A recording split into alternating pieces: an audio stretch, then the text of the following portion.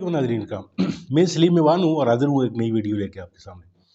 नाज़रीन कराम, किसी भी जमहूरी मुल्क में जो है वो इलेक्शन बड़ी अहमियत के अमल होते हैं और अवामी राय जो है उसको बड़ी अहमियत दी जाती है और वही ममालिक जो हैं वो जमहूरी अंदाज में आगे बढ़ते हुए आपको नज़र आते हैं। फिर मुल्क तरक्की भी करते हैं और फिर हालात जो हैं वो आपके इकानमी दीगर चीज़ें आप जितनी भी गिनवा लें, यानी मुल्क की कामयाबी के जो है वो मुँह में दो मुआवन साबित होती है। लेकिन जब आप इलेक्शन के बजाय जो है ट्रिक्स पे गौर करना शुरू कर दें, फिर यानी किसी ऐसी चीज़ों की मनूवरिंग की तरफ चले जाएँ, यानी अवाम उन नास की जो अक्सरियत है उसकी राय को आप एक साइड पे रख कर यानी चीज़ों को मैनिपुलेट करने की कोशिश करते रहेंगे, तो फिर अजीब किस्म की जो है वो एक क्यास जो है वो जन्म लेगा। उसी क्यास के बारे में जो है वो सुनो न्यूज़ पे एक प्रोग्राम है अतर काज़मी साहब का, सवालनामा के नाम से। उसमें मंसूर अली खान मुल्क के मायनाज़ साफ़ी हैं वो, और अतर अली खान जो हैं वो इसी बारे में बात कर रहे हैं। आइए पहले वीडियो देखते हैं, फिर इसके ऊपर। देखिए, मेरे ख्याल में कल रात की जो डेवलपमेंट हुई है, लाहौर हाईकोर्ट का जो फैसला आया है उसके बाद तो इस वक्त इस्लामाबाद और लाहौर के अंदर इंतखाबात की डेट्स को लेके काफ़ी चहमगोइयाँ हो रही हैं, गॉसिप हो रही है कि क्या ये इलेक्शंस अब 8 फरवरी को होंगे या नहीं होंगे। इवन दो इस मुल्क की सबसे बड़ी अदालत की जानिब से तो वाज़े तौर पे कह दिया गया है कि जी 8 फरवरी को हर सूरत इलेक्शंस करवाने, बल्कि इसके मुलतवी करने के बारे में बात भी ना की जाए। लेकिन शक्को शुबहात अभी भी मौजूद हैं।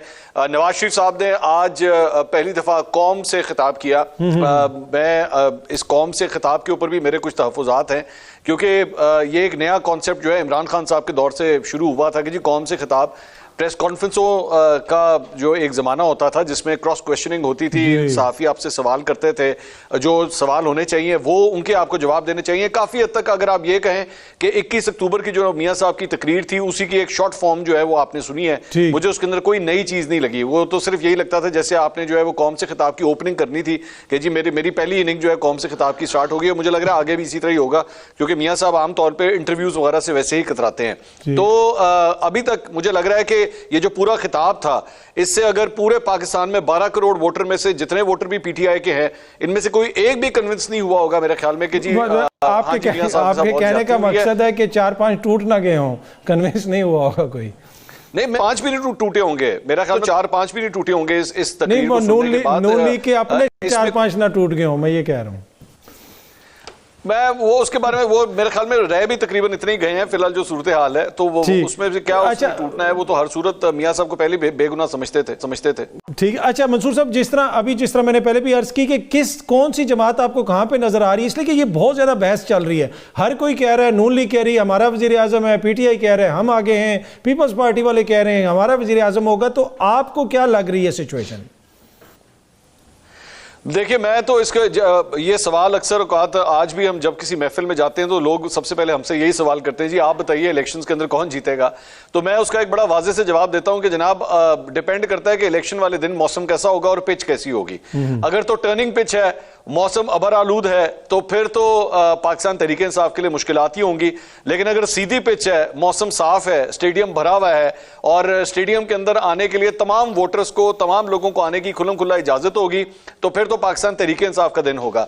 लेकिन अगर आपने चुनिंदा लोगों को स्टेडियम में अंदर आने की इजाजत दी, पिच जो है उसको भी अगर खोद के जो है वो टर्न कर दिया गया, मौसम भी अगर बादल छाए रहे उस इलेक्शन डे वाले दिन, तो फिर कुछ भी मुमकिन हो सकता है। फिर तो जाहिर बात है मैच जो है वो यही लगेगा कि फिक्स मैच जो है वो खेला जा रहा है। अगर तो फिक्स मैच खेला गया तो फिर तो जाहिर बात है मुस्लिम लीग नून इस वक्त फेवरेबल नजर आती है। अगर तो मैच फिक्स ना हुआ और अंपायरों ने जो है वो फेयर प्ले के साथ मैच करवा दिया, तो फिर पाकिस्तान तहरीक इंसाफ की जीत जो है वो यकीनी नजर आती है। अच्छा, यहाँ पे एक चीज हमने बड़ी सुनी, कबूलियत, कि जी मकबूलियत मैटर नहीं करती, कबूलियत बड़ी जरूरी है। अब इस वक्त लगता है ऐसे है कि कुछ लोग जो हैं उनकी कबूलियत है पर वो अपनी मकबूलियत की जंग लड़ रहे हैं। तो मियाँ साहब, लगता है आपको कि वो इस वक्त अपनी मकबूलियत की जंग लड़ रहे हैं, और किस हद तक और किस बेहतरी से लड़ रहे हैं, इसमें आपकी क्या राय है? अच्छा, मेरे ख्याल में ये चीज जो है वो दोनों साइड्स पे है। अगर मियां नवाज शरीफ जो है वो कबूलियत तो है लेकिन मकबूलियत की जंग लड़ रहे हैं, तो दूसरी साइड पे इमरान खान साहब मकबूल तो हैं लेकिन कबूलियत की जंग लड़ रहे हैं। और पाकिस्तान के अंदर 76 साल से यही होता आया है कि मकबूलियत और कबूलियत जो है वो आपस में क्लैश करते रहे हैं। इस मरतबा जो है वो पलड़ा बिल्कुल ही वन साइडेड हुआ है कबूलियत और मकबूलियत के हवाले से। एक के पास कबूलियत ही कबूलियत है लेकिन मकबूलियत बहुत कम है, और दूसरी साइड के पास मकबूलियत ही मकबूलियत है और कबूलियत जो है वो बिल्कुल नहीं है।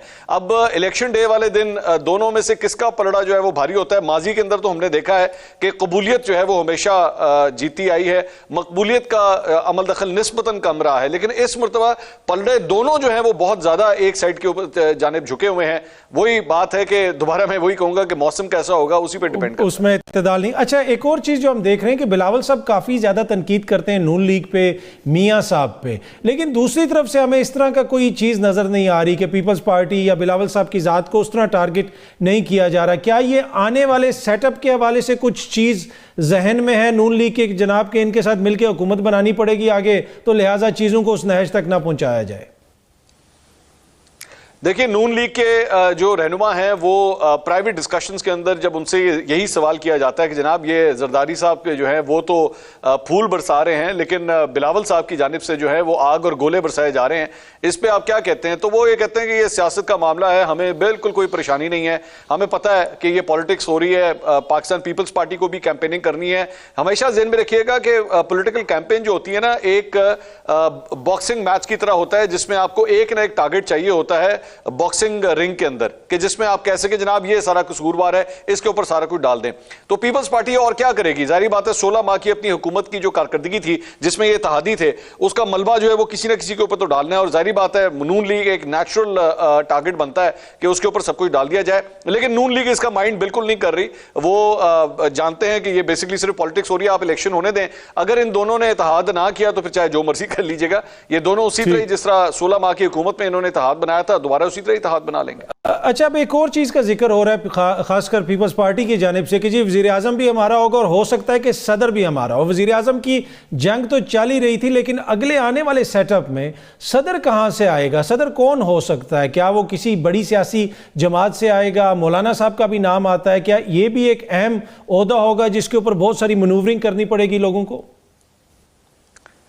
देखिए, अगर तो जिस तरह नून लीग और पीपल्स पार्टी इलेक्शन रिजल्ट्स को इस वक्त प्रेडिक्ट कर रहे हैं कि जी हम लोग ले जाएंगे, नंबर हमारे पास आ जाएंगे, सीट्स हमें मिल जाएंगी, तो उसके बाद मुझे तो यही लगता है कि प्राइम मिनिस्टर का और प्रेसिडेंट का ओहदा जो है दो बड़े इत्तेहादियों के दरमियान आपस में डिवाइड होगा। और मौलाना फजल रहमान साहब जो है वो लाख कोशिशें कर लें लेकिन फिलहाल मुझे वो फ्रंट रनर के तौर पर नजर नहीं आते। इनकी बड़ी पुरानी ख्वाहिश है, बल्कि कई दहाइयों पुरानी ख्वाहिश है कि किसी तरह उन्हें सदारत मिल जाए, लेकिन मुझे लग रहा है कि वो इस मरतबा भी पूरी होती नजर नहीं आएगी। ये तो बड़ी ज्यादती होगी अगर ऐसा ना हो। प्राइम मिनिस्टर नहीं, वो तो इस तरह मेरी और आपकी भी ख्वाहिश है कि हम लोग किसी दिन इस मुल्क के वज़ीर आज़म नहीं, मेरी तो ख्वाहिश थी दोनों को रियलिटी चेक करना निगरान काबीना में ही लगा देते, पर हमें तो किसी ने नहीं लगाया।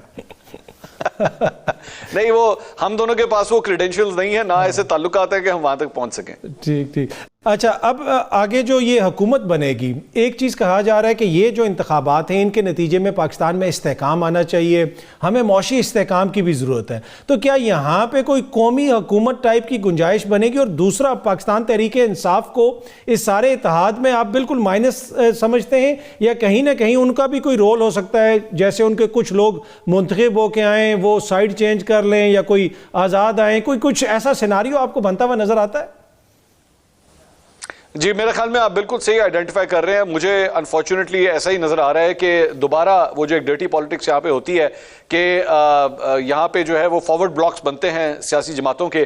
पाकिस्तान तहरीक इंसाफ का भी अनफॉर्चुनेटली मुझे यही नजर आ रहा है कि अगर इलेक्शंस हो भी गए और उसके बाद पीटीआई ने एक साइजेबल नंबर ले भी लिया, तो उसके बाद भी फॉरवर्ड ब्लॉक्स का सिलसिला जो है वो जरूर बनेगा।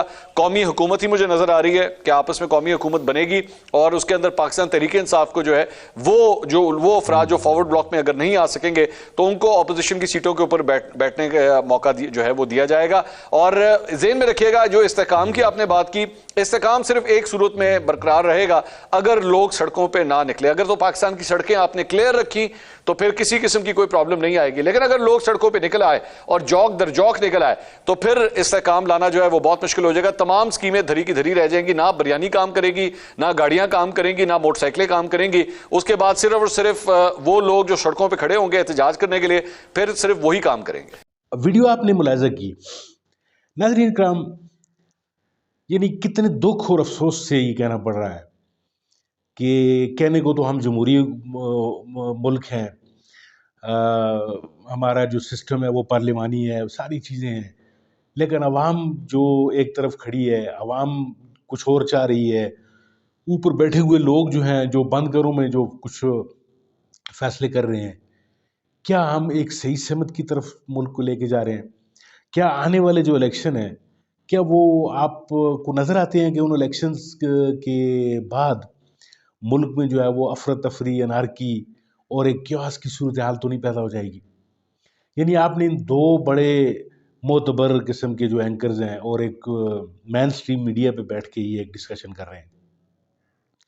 यानी इनका कहना ये है कि अगर मंसूर अली खान, जिस तरह वो सवाल एक किया गया उनसे कि जी आपको क्या लगता है कि जी पीटीआई का कोई रोल होगा इसमें, तो वो आगे से फरमाते हैं, और बड़ा यानी अजीबोगरीब, यानी मैं समझता हूँ बड़ी ख़तरनाक बात ये है, वो कहते हैं जी कि अगर किसी तरीके से बच बचा के कुछ यानी बड़ी मुश्किलों के बाद अगर पीटीआई को कुछ सीटें मिल भी गई, तो उसके बाद भी जो है वो उन लोगों के ईमान को जो है वो परखा जाएगा कि पीटीआई के लोग अगर फ़र्ज़ करें कोई 30, 35, 40 या कुछ भी यानी कह ले, अगर उनकी सीटें बन गई तो एक फारवर्ड ब्लॉक जो है वो बनाया जा सकता है।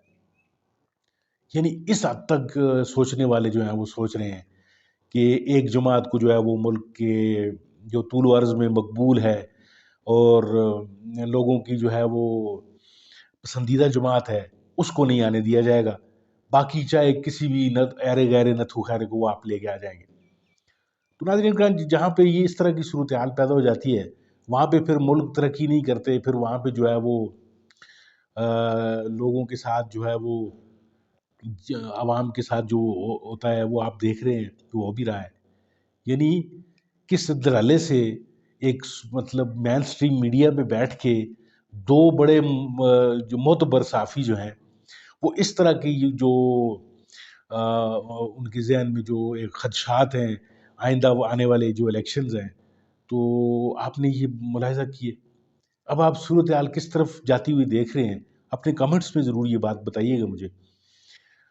और दुआ करें, मैं भी आपके साथ मिल के दुआ करता हूँ कि अल्लाह करे कि जो जमहूरियत की जो सही असल रूह है, उस रूह के मुताबिक अगर इलेक्शन हमारे मुल्क में हो जाएँ, तो हमारा मुल्क जो है वो दिन दुगनी और रात चुगनी तरक्की के रास्ते पे चल निकलेगा। अल्लाह से दुआ है कि ऐसा ही हो। अपना बहुत सारा ख़्याल रखिए, अपने इस चैनल का भी, और अपने इस चैनल को ज़रूर सब्सक्राइब कीजिए ताकि मेरा और आपका ये राब्ता जो है वो बहाल रह सके।